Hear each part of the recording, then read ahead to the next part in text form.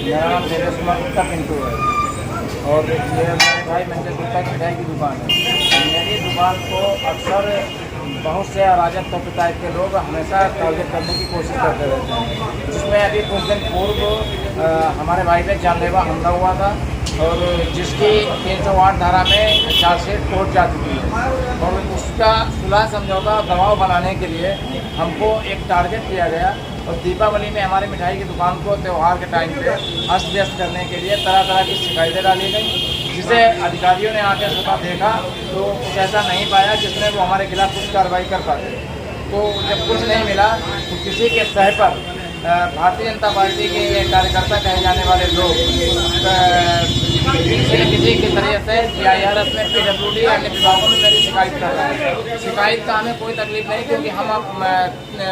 सड़क मध्य डामर सड़क मध्य से लगभग 30 फीट के नाला के बाद में हमारी दुकान बनी हुई है और इस बात के बावजूद भी PWD वाले हमारी दुकान को अतिक्रमण मानते हुए हमें ध्वस्त करने के लिए पूरा प्रयास किया है और ये किसी के सह पे हो रहा है और वो हमें नेस्तनाबूद करना चाहते हैं। हमारे जो भी भाइयों की दुकानें और हैं उन सभी दुकानों को टारगेट करने के लिए धमकी दी गई है और उस धमकी से हमको दबाया जा रहा है कि आप जो मुकदमे हैं, जो आपने मुकदमे किए हैं, वो मुकदमे सब वापस ले लो वरना तुम्हारा यहाँ जीना मुहाल कर देंगे। उसी के उपलक्ष्य में PWD के पास किसी तरह से एक जोर दबाव फोकस दिया गया कि इनकी दुकान को ध्वस्त किया जाए, जिससे कि ये हमारे पास घुटने टेक लें और ऐसा वादी नहीं स्वीकार कर पा रहा है, जिसके लिए ज़बरदस्ती अतिक्रमण संबंधित मामला दिखाकर हमें रौंदने का प्रयास किया जा रहा है, जो कि बहुत ही अत्यंत दुर्भाग्यपूर्ण और अन्यायपूर्ण है। PWD के अधिकारी लगातार हमें इस 15 दिनों से परेशान कर रहे थे। हमने लगातार शिकायतें GIRS हमने भी की कि हमारा अतिक्रमण नहीं है, लोगों का है, उस अतिक्रमण को देखो। किसी का अतिक्रमण नहीं देखा जा रहा, सिर्फ हमारी दुकान ही टारगेट की रहेगी, वो हमसे लगातार कहा गया, जिसे हमने लगातार शिकायतें की मुख्यमंत्री पोर्टल से लेकर सभी जगह GIRS। लेकिन मेरी सुनवाई नहीं हो रही, क्योंकि अधिकारी का कहना है कि तुम्हारी तरफ तुम्हारी नहीं सुनेंगे, हम सिर्फ तुम्ही को टारगेट करेंगे और ऐसा टारगेट करने का लक्ष्य उनका यही जो ध्वस्त करना चाह रहे हैं हमें, तो उन्हीं की सुनी जाएगी, हमारी सुनी नहीं जाएगी। हमें दिखता है अगर ऐसा रहा तो हमें विधानसभा समाजपुर छोड़नी पड़ेगी, क्योंकि जिस जगह पे हम वैश्य समाज के लोग रह रहे हैं बहुत कम संख्या है हमारे लोगों की और हमारी सुरक्षा बहुत ही मुश्किल होती जा रही है। आपके अलावा किसी और की दुकान बैठा है? हमारे अलावा इस क्षेत्र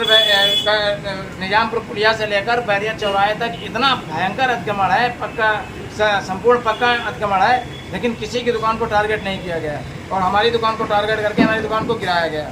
बुलडोजर की प्रक्रिया आज सुप्रीम कोर्ट ने 10:30 बजे जो निर्णय दे दिया था, उसकी वजह से बुलडोजर लाकर उन्होंने चौराहे के पीछे रोक दिया है,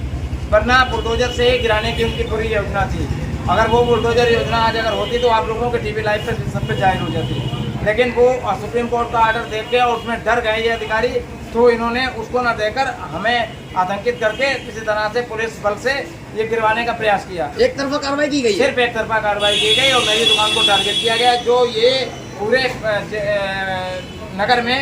मखौल का माहौल पैदा हो गया कि उसकी दुकान को अकेले हटाया गया और ये सब भारतीय जनता पार्टी के वो कार्यकर्तागण कर रहे हैं जो योगी जी के उस वाक्य को झुटलाने पे लगे हुए हैं कि कटोगे तो बटोगे तो कटोगे। उस वाक्य को लगातार झूठ दर्शा रहे हैं, क्योंकि ये वही भारतीय जनता पार्टी के कार्यकर्ता कभी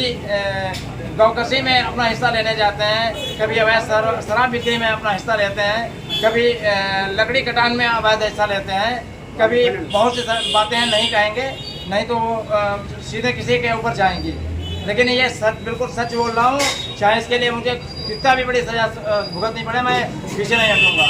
और मेरे साथ जो ये घृणित कार्य हुआ है, मेरी दुकान को टारगेट किया गया है, इसके पीछे वाकई सहती मैं प्रूफ के साथ अभी IBC चैनल 24 लाइव पे मैं